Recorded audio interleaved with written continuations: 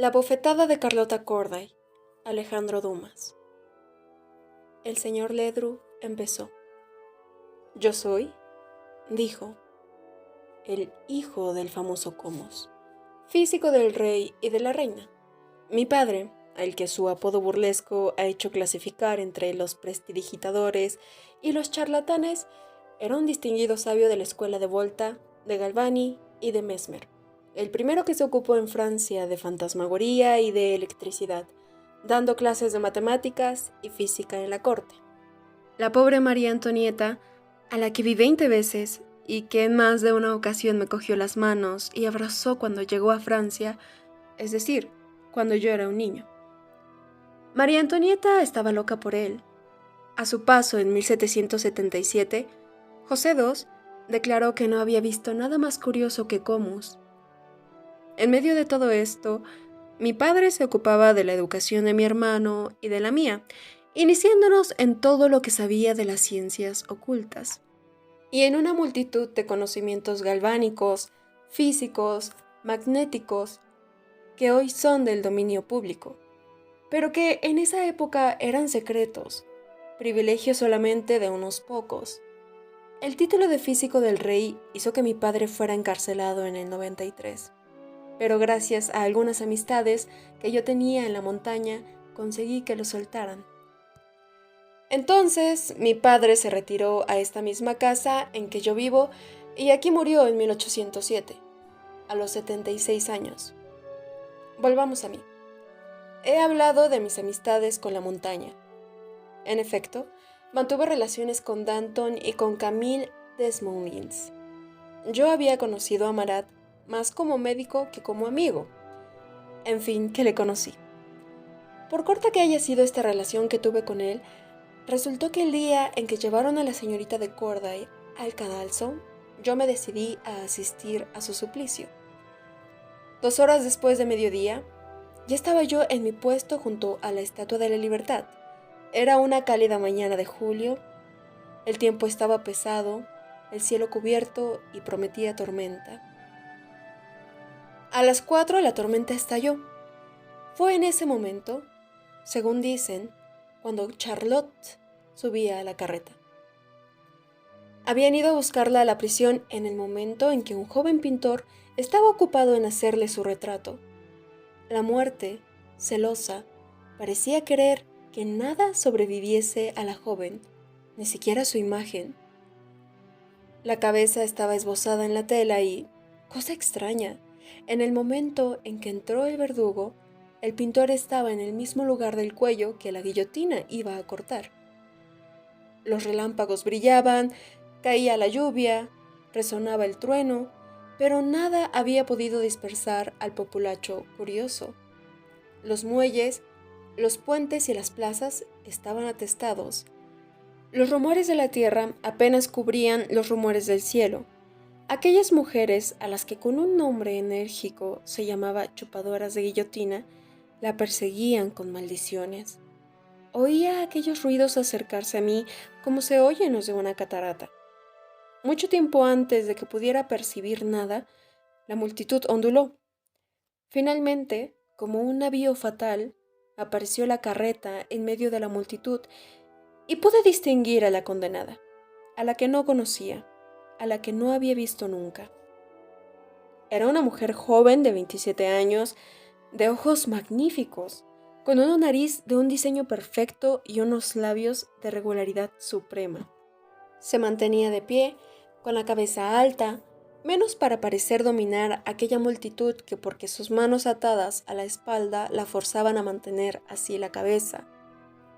La lluvia había cesado, pero como había soportado la lluvia durante las 3/4 partes del camino, el agua que había corrido por ella dibujaba sobre la lana húmeda los contornos de su cuerpo encantador.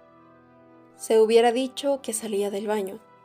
La camisa roja que le había puesto el verdugo daba un aspecto extraño y un esplendor siniestro a aquella cabeza tan orgullosa y tan enérgica.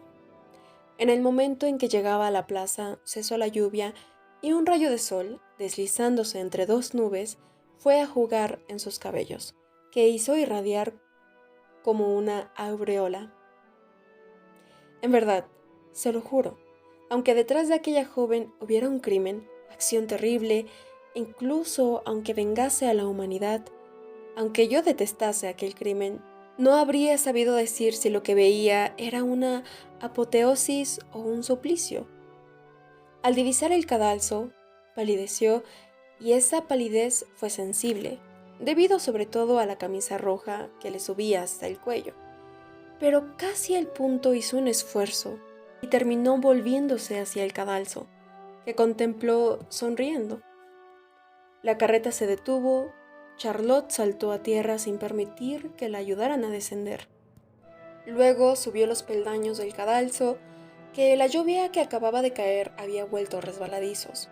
Tan rápido como se lo permitía la longitud de su camisa que arrastraba y el estorbo de sus manos atadas, al sentir la mano del ejecutador posarse en su hombro para quitarle el pañuelo que cubría su cuello, palideció por segunda vez. Pero en ese mismo instante, una última sonrisa vino a desmentir aquella palidez y por sí misma, sin que se le atase la infame báscula, en un impulso sublime y casi jovial, pasó su cabeza por la horrible abertura. Cayó la cuchilla, la cabeza separada del tronco fue a parar a la plataforma y rebotó. Fue entonces cuando uno de los ayudantes del verdugo, llamado Legros, cogió aquella cabeza por el pelo y, en una vil adulación a la multitud, le dio una bofetada. Pues bien, les digo que con aquella bofetada la cabeza se ruborizó. La cabeza, no la mejilla.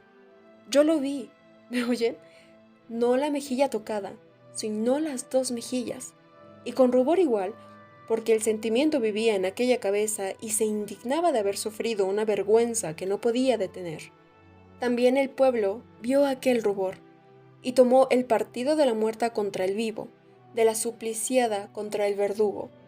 Acto seguido, se pidió venganza por aquella indignidad, y acto seguido el miserable fue entregado a los gendarmes y llevado a prisión. Yo quería saber qué sentimiento había podido llevar a aquel hombre al infame acto que había cometido. Me informé del lugar en que estaba, pedí permiso para visitarlo en la Avalle, donde lo habían encerrado. Lo obtuve y fui a verle. Una sentencia del Tribunal Revolucionario acababa de condenarle a 3 meses de prisión. Él no comprendía que fuera condenado por una cosa tan natural como la que había hecho.